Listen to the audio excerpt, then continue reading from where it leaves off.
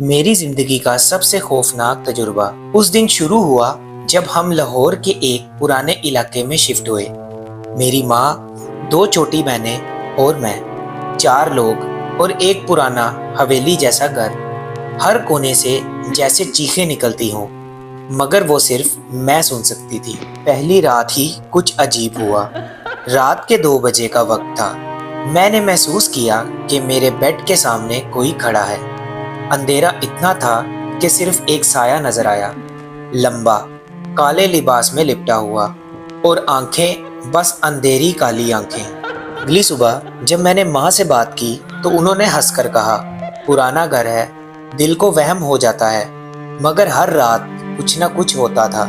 कभी दरवाजे अपने आप बंद हो जाते थे तो कभी मेरी बहनों की रोने की आवाज़ आती थी, और जब मैं देखती थी तो वो सब सोई हुई होती थी। एक दिन दीवार पर कुछ लिखा नजर आया, वापस चली जाओ। मैं डर गई। घर के बारे में इन्वेस्टिगेट करना शुरू किया तो पता चला कि यहाँ एक औरत रहती थी जिसका नाम रुखसाना था, जो मेंटल हॉस्पिटल से भागी हुई थी।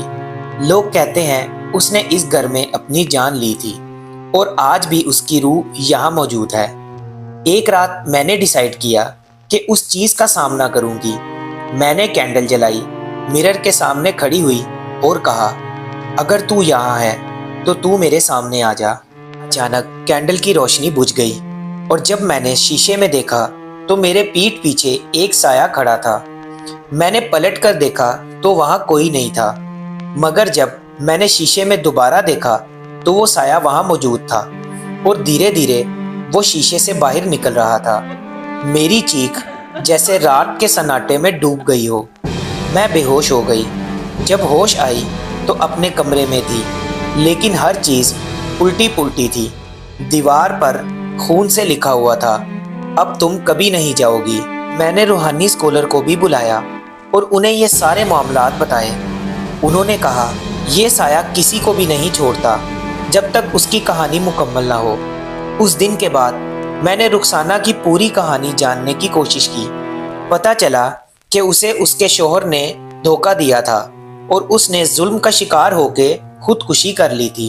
मैंने उसकी तस्वीर, डायरी और एक पुराना स्कार्फ उसकी कब्र पर ले जाकर रखा और कहा, तुम्हारी कहानी मैं दुनिया को बताऊंगी, अब तुम आज़ाद हो।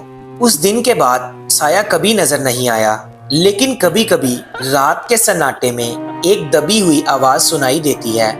आपका शुक्रिया।